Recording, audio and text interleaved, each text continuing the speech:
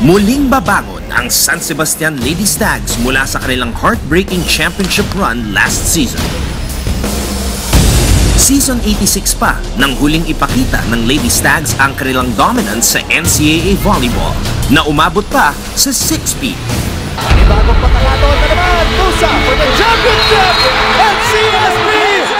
Last season, muntikan na nilang mabawi muli ang corona pero nabigo kontra sa CSB Lady Blazers.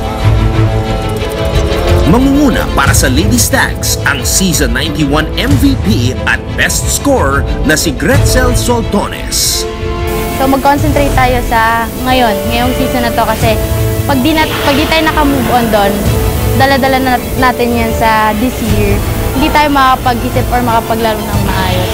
Siguro yung sinasabi ni Coach, in every training kailangan mag-isip, hindi lang sa game kasi ano yan training ground namin yan So yun, and pagiging matured sa paglalaro.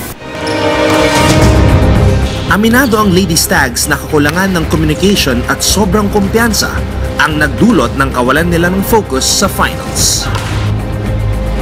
Siguro nakakampante po kami kasi masyadong mahaba po yung parang napahinga kami kasi waiting kami noon. Parang sila bakbakan pa, tapos kami nag-aantay na lang kung sino yung makakalaban namin. Siguro nag-relax yung katawan namin, tsaka yung utak namin. Kung paano, parang hindi namin masyadong napaghandaan yung championship, kaya nagkulang kami. Siguro sabihin na natin, nagkaroon kami ng kumpiyansa na sa amin na to kasi parang natalo na namin sila ng elimination, kaya parang kaya na namin silang talunin ng ano. Pero yan yung pagkakamali namin na napabayaan namin. Ngayon, mas disiplinadong Lady Stags na ang haharap sa court. Kailangan gantong oras na sa dorm na, kailangan lahat nagbubuhat, bawal yung petics lang sa training, kailangan 100%. Pag-aakyat ka ng gym, kailangan buo yung loob mo na magka-training ako para manalo, parang gano'n.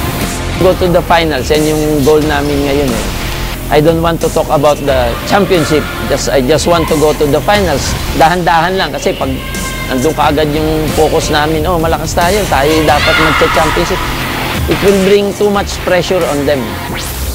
Sa Season 92 na ba masusungkit ng Lady Stags ang matagal ng inaasam na corona? Siyempre ang goal namin ngayon, makuha yung championship, diba? Kasi 2 years, nung first year tsaka second year kasi ako, parehas first runner-up yung nakuha namin. Ngayon, talagang kukunin namin, papaghandaan namin. Ibibigay namin yung 101% namin sa paglalaro. Tsaka ibibigay din namin itong championship namin para sa buong San Sebastian community tsaka kay Coach.